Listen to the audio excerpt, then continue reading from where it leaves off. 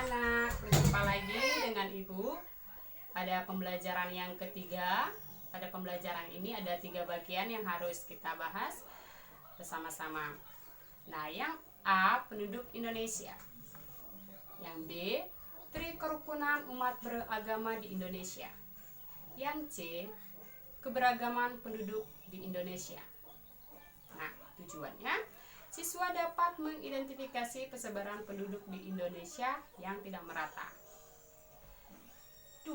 Siswa dapat mengidentifikasi kerukunan umat beragama. 3. Siswa dapat mengetahui persiapan yang dilakukan saat melakukan wawancara. Bagian yang A, penduduk Indonesia. Indonesia selain memiliki beragam sumber daya alam, Indonesia memiliki keberagaman sumber daya manusia. Nah, sumber daya manusia ini berupa penduduk yang tinggal di Indonesia. Nah, untuk lebih jelas, mari kita perhatikan tabel berikut ini. Berdasarkan proyeksi penduduk pada tahun 2016, penduduk Indonesia sekira 254 juta jiwa. Nah, penduduk sejumlah ini tersebar dari Sabang sampai Merauke. Persebaran penduduk Indonesia ini tidak merata. Nah, untuk mengetahuinya agar lebih jelas, perhatikan tabel berikut ini. Ada pulau atau kepulauan. Pulau Sumatera, Jawa, Bali dan Nusa Tenggara, Kalimantan, Sulawesi, Maluku, dan Papua. Perhatikan di sebelah sini, ini jumlah penduduk. Dari jumlah penduduk ini terlihat penduduknya tidak merata. Nah, berbeda-beda jumlahnya. Nah, penduduk yang paling banyak yaitu di Pulau Jawa. Nah, jika kita lihat dari luas wilayahnya, Pulau Jawa ini luasnya lebih kecil dari pulau-pulau lainnya. Nah, untuk mengatasi kepadatan penduduk ini, pemerintah melaksanakan program transmigrasi. Apa sih arti transmigrasi ini? Transmigrasi artinya perpindahan penduduk yang padat ke penduduk yang lebih sedikit atau jarang.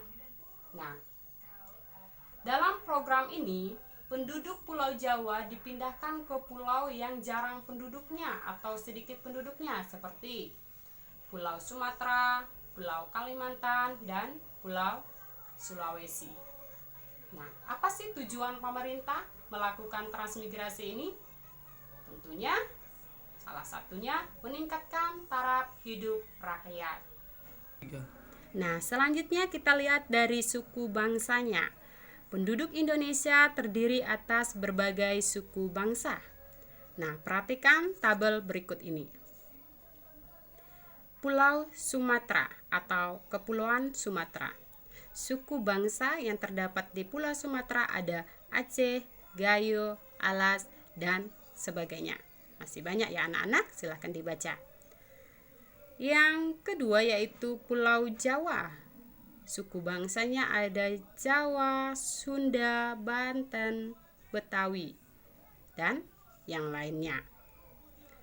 Pulau Bali dan Nusa Tenggara ada Bali, Sasak, Sumba, Donpu, dan masih banyak suku bangsa lainnya.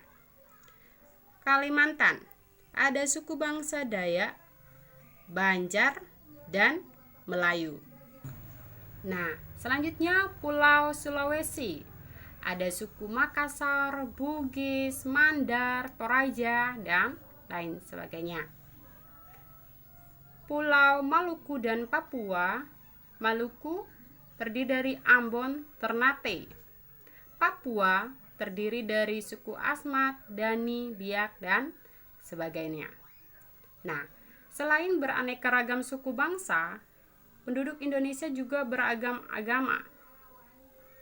Agama di Indonesia ada 6, Islam, Kristen, Katolik, Hindu, Buddha, dan Konghucu. Nah, anak-anak bisa perhatikan jumlahnya di sini ya. Ini persentasenya. Coba kita lihat. Islam ada 207,2 juta. Nah, anak-anak silakan baca. Ya. Selanjutnya kita masuk ke bagian yang B, yaitu Tri Kerukunan Umat Beragama di Indonesia. Nah, Tri Kerukunan Umat Beragama merupakan program pemerintah untuk menciptakan kerukunan umat beragama. Tri Kerukunan Umat Beragama dibagi menjadi 3 bagian. Yang pertama, kerukunan antar umat beragama dalam satu agama, atau yang disebut dengan inter umat beragama. Contohnya, umat beragama A atau Islam misalnya sama-sama membersihkan rumah ibadah menjelang hari raya. 3. Nah, yang kedua, kerukunan antar umat beragama. Contoh, menghindari sikap saling curiga. Yang kedua, berpegang teguh pada agama masing-masing. Nah, bagian yang ketiga yaitu kerukunan antar umat beragama dengan pemerintah. Contohnya, menjaga ketertiban saat perayaan hari raya. Selanjutnya, kita masuk ke bagian yang C, keberagaman penduduk Indonesia. Nah, kamu tentu hidup di tengah-tengah masyarakat yang memiliki agama, pekerjaan, budaya, asal, dan kegemaran yang berbeda-beda. Nah, untuk mengetahui keberagaman di sekitarmu, kamu dapat memulainya dengan mengamati lingkungan tempat tinggal, atau kamu juga dapat mengetahuinya dengan cara melakukan wawancara dengan orang tua, perangkat RT atau RW, kepala desa, ataupun tokoh masyarakat. Nah, apa sih wawancara itu? Nah, wawancara merupakan tanya jawab dengan seseorang, pejabat atau tokoh masyarakat yang diperlukan untuk diminta keterangan atau pendapatnya mengenai suatu masalah. Nah, jika kita melakukan wawancara tentunya ada narasumber. Nah, narasumber ini apa? Narasumber adalah orang yang dipercaya memiliki kemampuan dan pengetahuan terhadap suatu masalah. Nah, apa sih tujuan dilakukannya wawancara? Yaitu mencari informasi selengkap-lengkapnya tentang suatu masalah. 3. Nah, sebelum memulai wawancara, sebaiknya kita melakukan persiapan. Nah, apa saja persiapan yang harus kita siapkan? Ada 6. Yang pertama, tentukan tema atau topik wawancara. Yang kedua, tentukan tempat dan waktu wawancara. Yang ketiga, tentukan narasumbernya. Yang keempat, tentukan tugas tiap-tiap anggota. Yang kelima, siapkan peralatan seperti perekam dan alat tulis. Yang keenam, susunlah daftar pertanyaan dengan baik. Nah, itulah pembahasan pembelajaran kita pada hari ini.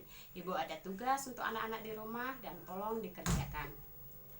Tugasnya ada 3 pertanyaan. Yang pertama, wilayah paling padat penduduknya di Indonesia adalah pulau ... Yang kedua, kerukunan antar umat beragama dalam satu agama disebut juga kerukunan ... umat beragama. Yang ketiga, sebutkan 6 persiapan sebelum melakukan wawancara. Nah, itulah tugasnya ya anak-anak. Jangan lupa dikerjakan dan selamat pagi.